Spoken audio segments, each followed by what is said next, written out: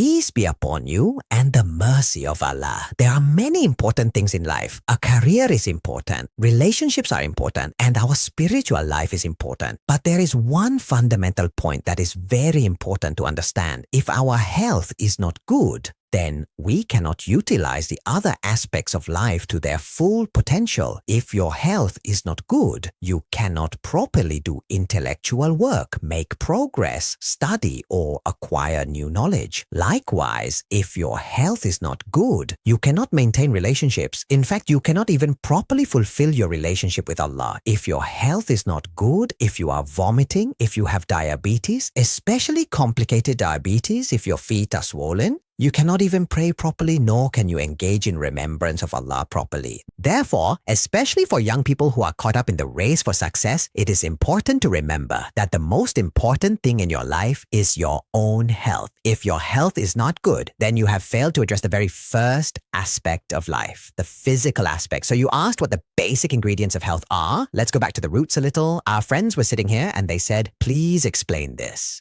They themselves are very healthy, mashallah. They asked me, tell us how we can maintain our health. There are 3 or 4 very basic things that need attention. The first thing is that our body is made from what we eat. The carrot you ate yesterday was called a carrot yesterday. Today it is called zarat. Today it is called munib, the person who ate it. Our body has so much intelligence that it turns a carrot into Javed Iqbal. Where is that carrot now? Where is the cauliflower I ate? It became Javed Iqbal.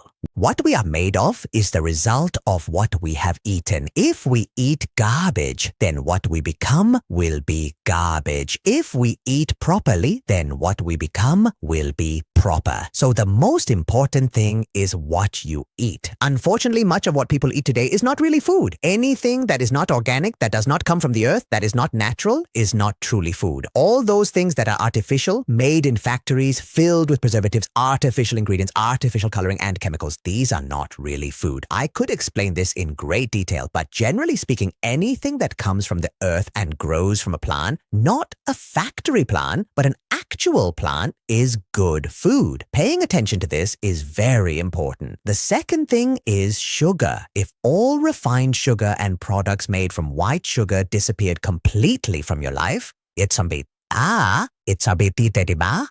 would not miss them.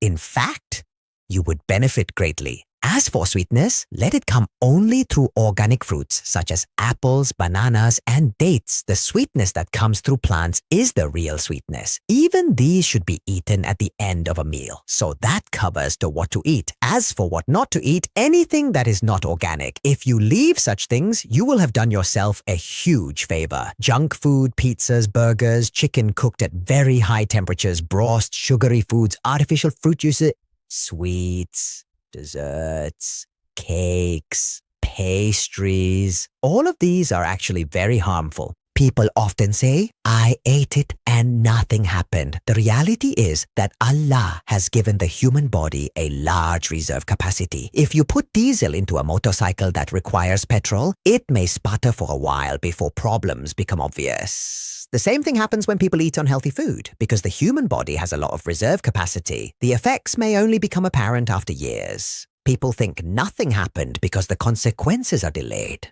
Someone may say, I eat spicy meat dishes every day and nothing has happened, but eventually the effects show up.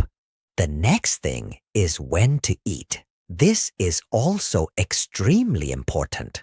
Constantly eating throughout the day is dangerous. Ideally, you should eat 2 meals a day. If you are accustomed to it, you may have some fruit in the afternoon, but formal meals should be limited to 2 times a day. Another point is that you should eat at least 2.5 hours before going to sleep. You should not go to bed hungry, but you should go to bed with an empty stomach. The third point is water. We generally do not drink enough water. Drink plenty of water. The fourth point is how to eat. Do not eat hurriedly. Allah has created a system where if you chew your food thoroughly and eat patiently, much of the digestive process is completed right there. The work that the stomach has to do should first be done by the teeth. Do not rush. Enjoy your food. A meal should take at least 25 minutes. Chew properly. These are some realities about food. Our body is made of what we eat. If you put high-quality fuel into a car, it runs well. If you put dirty fuel full of impurities into it, it will sputter and malfunction. The next important thing after food is exercise. Those of my friends who regularly watch my videos may have noticed that my stomach has become somewhat larger. It was not always like this. The reason is that I developed a serious stomach problem. There is a very well-known surgeon here in Lahore who advised surgery. Later, I happened to travel to America for official work and took another consultation. They advised medication instead of surgery. Because of that, I had to take steroids. The steroids caused some weight gain over the last period. Alhamdulillah, I am doing better now through physiotherapy, and I have stopped the steroids. Gradually, I am losing the extra weight. I'm mentioning this only as a disclaimer so that people do not point to my appearance in videos. There was a reason for it. I do not eat much, and my exercise routine had stopped for some time, but I am now resetting it, God willing.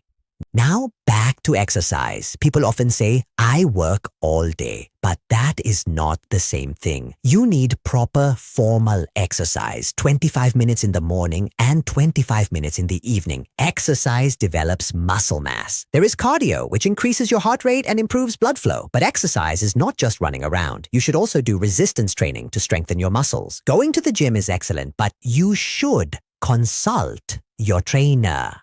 For example, if I walk too much because of my knees, I may develop problems. You should consider your age and physical condition. Ask your trainer whether the exercises you are doing are appropriate. For a young person, running, walking, swimming, and going to the gym are all excellent. But perhaps the best exercise is competitive sports, badminton, squash, football, and similar activities. In competitive sports, not only does your body develop, but your mind develops as well. You learn how to handle pressure and failure. Suppose you miss a shot in badminton, that is a failure. Observing how your body reacts to failure teaches you something. The best times for exercise are after the Fajr prayer and after dinner. The third thing is sleep. This is a major problem for young people today. They spend hours on their phones without any purpose. They scroll endlessly, open and close apps, watch TikTok videos and gain nothing from it. Allah has created a system in which the best time for sleep is at night. If we look at it practically, people should sleep around 10 p.m. When I say that, people laugh. But what productive work are you doing between 10 p.m. and 1 a.m.? Usually nothing. These three things, if done with attention, can greatly improve your health. 1. Food. 2. Exercise. 3. Sleep. And the fourth thing is to remove stress from your life as much as possible. You may ask how that is possible. It is difficult, but remember this simple principle. As long as you are in this world, life will never be completely comfortable. Ask the richest person in the world, and he will have problems too. Tax issues, business issues, or something else. No one says, I have no problems. You must learn from the beginning that whenever a problem comes, ask yourself whether it can be solved or not. If it can be solved, make every effort to solve it. If it cannot be solved, accept it immediately. People often keep crying over things that cannot be changed. Suppose someone loses an arm. That arm is gone. Now he must learn to eat, dress, and manage life with one arm. The pain and difficulty are real, but the arm is not coming back. He has to adjust. The same is true in life. Some of the things we stress about cannot be changed. Accept them. They are what they are. Other problems can be solved. And for those, work hard and do your best. If you do this, your health will remain better. And only when your health is good can you move on to the next stage. Your intellect will function better, your capabilities will improve, and your life will progress. That is the answer to your question.